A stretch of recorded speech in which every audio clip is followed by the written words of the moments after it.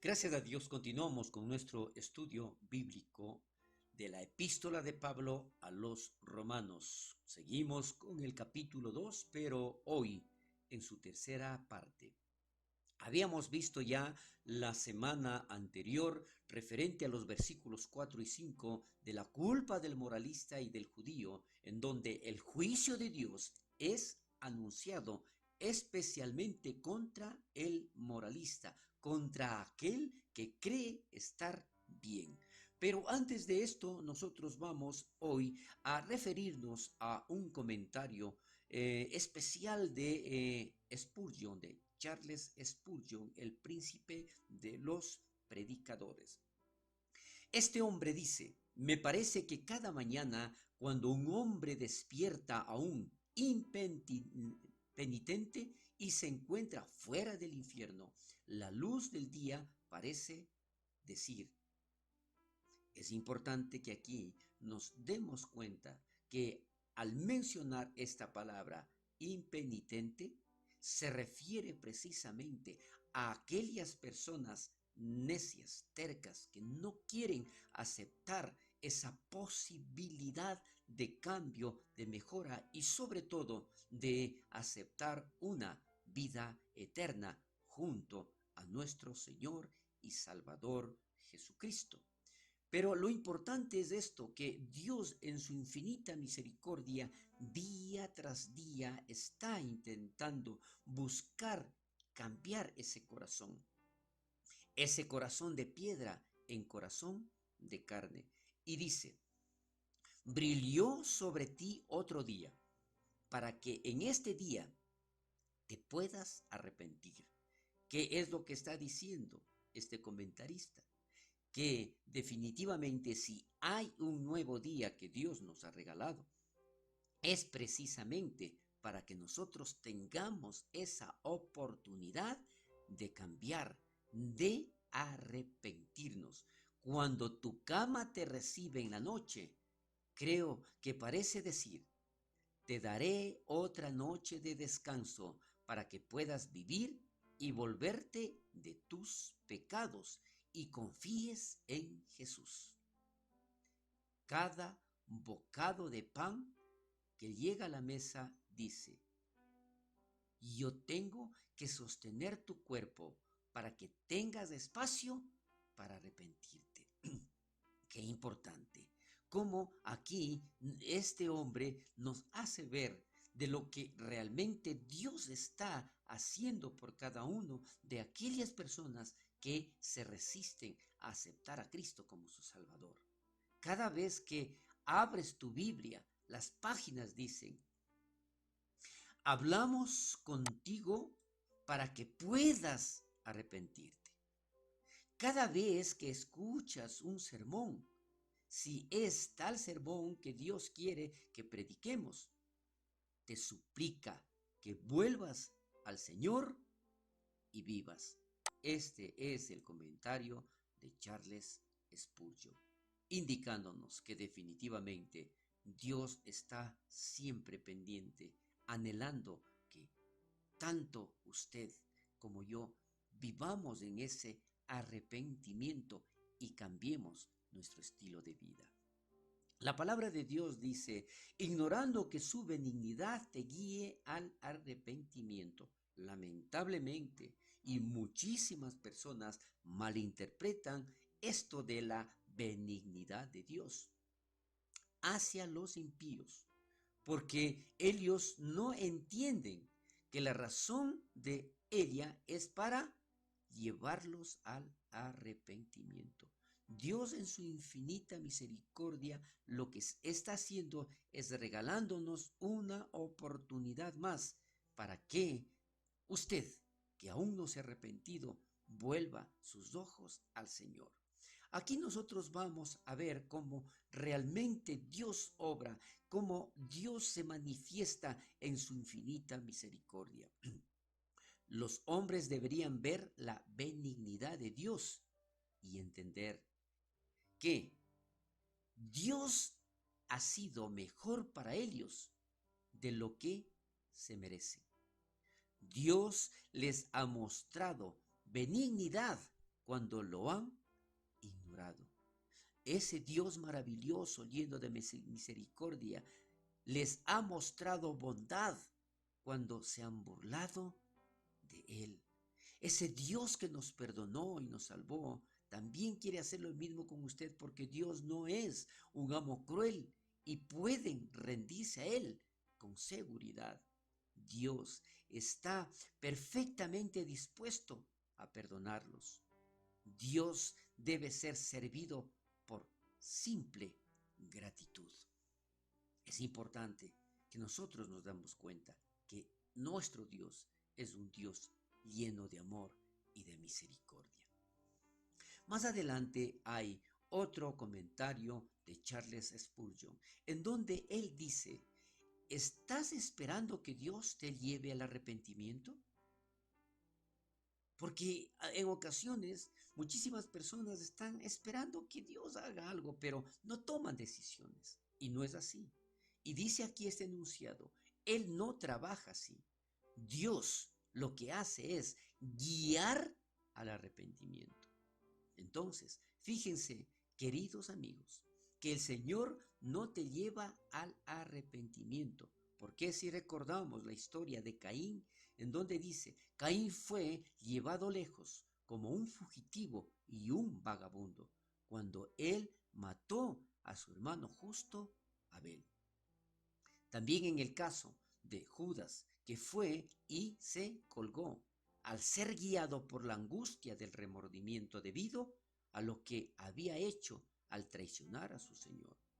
Pero el más dulce y el mejor arrepentimiento es aquel que viene no por llevar, sino por atraer. Recuerde, la benignidad de Dios te guía al arrepentimiento que solamente Dios pone en nuestros corazones. Al continuar con estos versículos 4 y 5, también hay otro comentario de Morris, y él dice: en el Nuevo Testamento, el arrepentimiento no es simplemente algo negativo, significa el volverse a una vida en Cristo, una vida de servicio activo para ese Dios lleno de misericordia. No se debe de confundir con remordimiento, el cual es una tristeza profunda por el pecado, pero que carece de la nota positiva en arrepentimiento. Un comentario muy oportuno de Morris. También aquí nosotros vamos a ver lo que está escrito en la palabra de Dios. Dice: atesoras para ti mismo ira para el día de la ira y de la revelación del justo juicio de Dios. Aquí nosotros vamos a ver que debido a esta presunción de la gracia de Dios, Pablo puede decir certeramente que el moralista atesora ira para el día de la ira, porque está engañado, considerando, creyendo que al conocer de la palabra, al conocer de las leyes, él está salvo, y no es así, porque lamentablemente el moralista lo que hace es, con ese conocimiento, juzga a los demás y se cree superior a aquellas personas que están pecando. Y aquí, referente a esto, también tenemos otro comentario y dice: el moralista piensa que atesora méritos con Dios cuando él condena a los pecadores de a su alrededor. Pero en realidad, él está atesorando la ira de Dios, de manera como los hombres añaden a su tesoro riquezas, así tú añades a los tesoros castigo. Este es un comentario de Paule. Entonces, ¿qué es lo que sucede? No significa que al yo conocer, al tener conocimiento referente a la ley o a la palabra de Dios, no me hace, no me capacita para que yo pueda juzgar. ¿Por qué? Lo que estoy haciendo es convertirme en un pecador peor del que yo estoy juzgando. Entonces, ¿cómo los hombres atesoran la ira de Dios? Ellos mismos, ¿qué es lo que detiene el flujo de la ira? ¿Qué vamos a ver con esto? ¿Qué es lo que detiene el flujo de la ira? ¿Será el cambio oportuno de las personas? De ninguna manera. Lo que contiene la ira es el mismo Dios.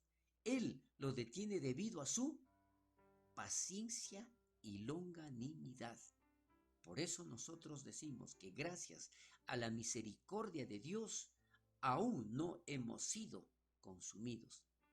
Entonces el sentido figurado es el de una carga que Dios soporta, que los hombres le echan más y más, haciéndole cada vez más pesada. Pero la maravilla de todo esto es que Dios la carga incluso por un día. Sin embargo, Él soporta todo su peso y no la deja caer sobre la cabeza del pecador, porque esta es la misericordia de nuestro Dios. Entonces, el día de la ira y de la revelación del justo juicio de Dios, en la que en la primera venida de Jesús, vamos a recordar esto y es muy importante. En la primera venida de Jesús, el carácter amoroso de Dios fue revelado con gran énfasis, porque vino a sanar a los enfermos, vino por aquellos enfermos, por aquellos necesitados, por aquellos pecadores, para darles la posibilidad del arrepentimiento. Pero en la segunda venida de Jesús, el justo juicio de Dios se revelará más claramente. Esto es importante. Recuerde, cualquier momento nosotros estamos viviendo algo diferente porque la venida del Señor está cerca. Más adelante, los versículos del 6 al 10, en donde dice que Dios juzgará al moralista porque sus obras también no están al estándar perfecto de Dios. Recuerde, no es suficiente con saber, no es suficiente con el conocimiento. Lo importante es ponerlo en práctica y aprender a no juzgar a los demás, el cual pagará a cada uno, dice, conforme a sus obras. Esto declara en la palabra de Dios, porque Dios pagará a cada uno según lo que merezcan sus obras. Este es un pensamiento asombroso y temeroso y condena al moralista al igual que a cualquier pecador. Recuerde esto. Aun cuando nosotros podamos tener conocimiento de la palabra de Dios, si nosotros no la ponemos en práctica en nuestras vidas, somos como cualquier otro pecador. Entonces la palabra de Dios también declara esta frase: vida eterna a los que, ¿a quiénes? ¿A quiénes se merecen o nos merecemos la vida eterna? Si hubiera uno que realmente hiciera el bien en todo momento, fíjese muy bien en esto, si hubiera uno que realmente hiciera el bien en todo momento, podría ganarse la vida eterna por su propia cuenta. Pero no hay ninguno, porque todos, de alguna u otra manera, han sido o van a ser contenciosos, no obedecen a la verdad, sino que obedecen a la injusticia. Por lo tanto, nosotros tenemos que estar esperando en la misericordia de Dios. Y dentro de esto, la tribulación y angustia sobre todo ser humano, nosotros vamos a ver qué hace lo malo. La tribulación y la angustia sobre todo ser humano que hace lo malo. Debido a que todos quedan cortos de este estándar de la bondad constante de Dios, la ira de Dios vendrá sobre todo aquel que hace el mal, sin importar si son judíos o gentiles.